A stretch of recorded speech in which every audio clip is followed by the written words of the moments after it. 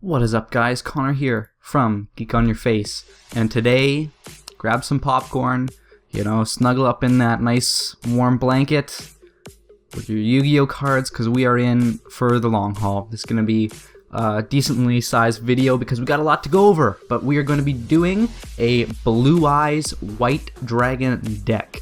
And for the occasion, obviously, we're going to be going against the Seto Kaiba bot. But here we go, we're going to start off here. I'm going to play Kaiba Man. This guy's special effect is you can tribute the card and special summon one Blue Eyes White Dragon from your hand. Really easy way to get the Blue Eyes out of your hand. And that's pretty much what this deck is it's kind of cutting corners so you don't have to tribute summon for the Blue Eyes. It's really important that you pull that off as much as you can.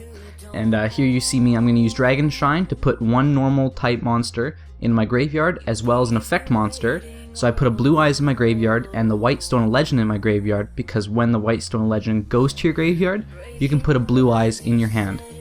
And that's the key thing that you need to remember when you're using this deck, is the first thing, it's kind of like a checklist. The first thing that you want to do is know where all your Blue Eyes are. So I already had one Blue Eyes, obviously it's gone, it's in my graveyard now, so I know where that one is. I got one Blue Eyes in my hand, so I know where that one is. And then the last Blue Eyes is also in my graveyard. I know where all my Blue Eyes Dragon cards are.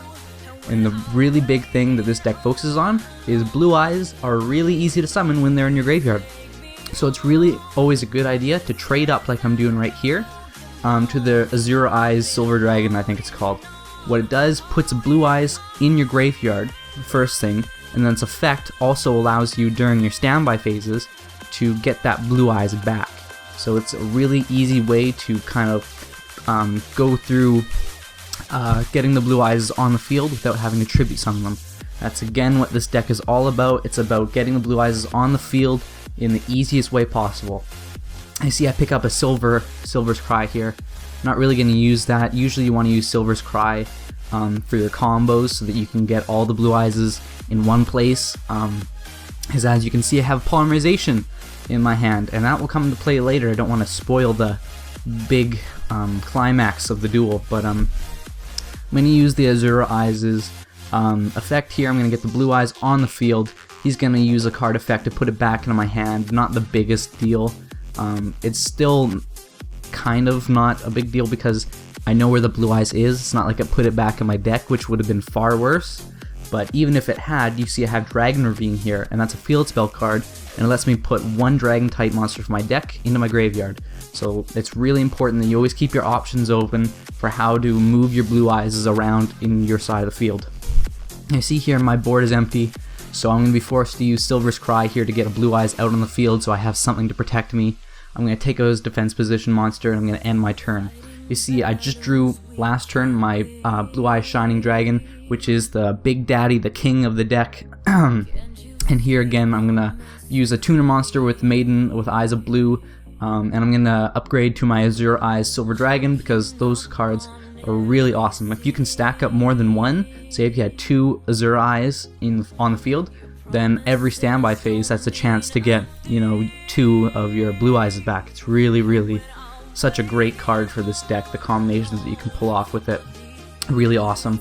And you see here I have a Decoy Dragon on the field as well. Decoy Dragon's really good. It gives you a good utility and protection.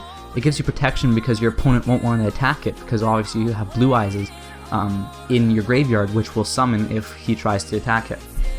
Here we use Azure Eyes Silver Dragon's effect. We get another Blue Eyes out on the field.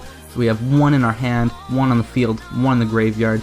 And you can see that we're just a couple turns away from being able to finish off that rockin' combo here. I'm going to put down Call of the Haunted for an even more advanced play that's going to come next turn. You see, now it's next turn. I'm going to use the Azure Eyes Silver Dragon. I'm going to get the third Blue Eyes White Dragon out of my graveyard onto the field, and now I can use Polymerization to special summon the Blue Eyes Ultimate Dragon. This is what it's all come down to. This turn, some plays are going to be happening. It's actually pretty easy to set this kind of a play up with this deck. You might think that it's pretty hard for all of this to come together but you can probably pull this off. I'm gonna say like, I don't know, 3 out of 5 duels, which is a pretty good ratio. Now obviously, since we have Blue Eyes Ultimate Dragon, we can special summon Blue Eyes Shining Dragon. You can't summon Blue Eyes Shining Dragon any other way except by attributing a Blue Eyes Ultimate Dragon, but it's not going to card I put down. I can have that Blue Eyes Ultimate Dragon come back on the field. Usually it's not more dragon type monsters you have in your graveyard, but because the Blue Eyes Ultimate Dragon's attack is so high, it's not really such a big deal. You don't want to take like level 4 monsters like 1400 attack or something out of your graveyard. Just the Blue Eye Shining Dragon stays beefed up, but it's not really that big of a deal for taking bigger monsters out. Now we're going to go into the recipe portion. Obviously we have the 3 Blue Eyes White Dragons. We also have 2 Flameveld Guards. They're good because it's a tuner monster, level 1, so it gets that Azure Eyes Silver Dragon out, and also because Cards of Consonance is in this deck, so you need to have something with less than 100 attack. We have a Blue Eyes Shining Dragon. This is the big daddy, it's the monster, it's the one you're always going to be striving to get out in the deck. It's the main focus of the deck. Decoy Dragon, there's 2 of them. This is really good once again for protection. For your opponent doesn't want to attack it. If he does attack it, then you're in a pretty good position. Kaiba Man, really awesome for getting that Blue Eyes out on the field, first turn or something like that. Maiden with Eyes of Blue. Pretty much the same thing as Decoy Dragon, allows you to special summon Blue Eyes from your hand, deck, or graveyard if it's targeted for an attack, but you can only use one of its effect once per turn, so if there's 2 on the field, you can't use both of them. Radius the Half Moon Dragon, this is good for online because a lot of people use XYZ decks, and this is a really good counter for XYZs. Rider of the Stormwinds, level 1 tuner again, so it's really good for Azure Eye Silver Dragon, give you as many opportunities to summon that as possible. Its effect also allows it to be equipped to a dragon type monster so that you can inflict piercing damage. It's really, really important. The Whitestone Legend, really awesome card, especially with Dragon Shrine. Whenever this card goes to the graveyard, you get 1 Blue Eyes White Dragon from your deck to your hand, which is really important that you always know where your Blue Eyes are. So this is a really good card for kind of moving the Blue Eyes around any way that you might need them to. Totem Dragon, you can treat this card as 2 tributes for tribute summon of a dragon monster. Obviously that's kind of like a last resort for the Blue Eyes, but it is necessary, I think, to have in the deck just in case you're not getting the combos that you need. Vanguard of the Dragon lets you put a dragon monster from your hand to your graveyard, which is good for moving the Blue Eyes around. It also gets an attack boost from that. Burst Stream of Destruction destroys all monsters on your opponent's side of the field. Blue Eyes can attack, really good removal card. Cards of Consonance, obviously you sacrifice a monster with less than 100 attack and you draw 2 cards. That's why the Flameveld Guardians are in there. Dragon Ravine, just more utility for putting dragons into your graveyard. Dragon Shrine, more utility. Fusion Sage for giving that polymerization that you need for the Blue Eyes Ultimate Dragon. I don't really like to stack the deck up with polymerizations. 3 Silver's Cry. Silver's Cry, one of the most important spell cards in this deck. Most dragons should run it, I would say. Stamping Destruction, that's going to be your trap and spell card removal, really good. Also chips away at their health. Call the Haunted, really standard card, really awesome card. Dragon's Rebirth, you can target 1 face-up dragon type monster you control, banish it, and special summon 1 dragon type monster from your hand or graveyard. This is really good for getting the Blue Eyes out.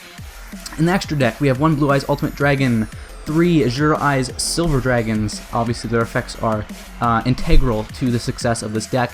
They're really, it's like the checklist I was talking about before, they're on the checklist definitely. Heretic Sun Dragon, Overlord of Heliopolis. The XYZs in this deck are mainly if like your Blue Eye Shining Dragon has been destroyed and you have no way of getting it. If you can't pull off the main combo of this deck, this is still a viable route to go, which is why these 2 XYZs are in there. Thunder and Dragon, good removal card once again. But yeah, that's going to be it for this video, guys. I hope you enjoyed it, and stick around for the next video whenever it comes out. Bye.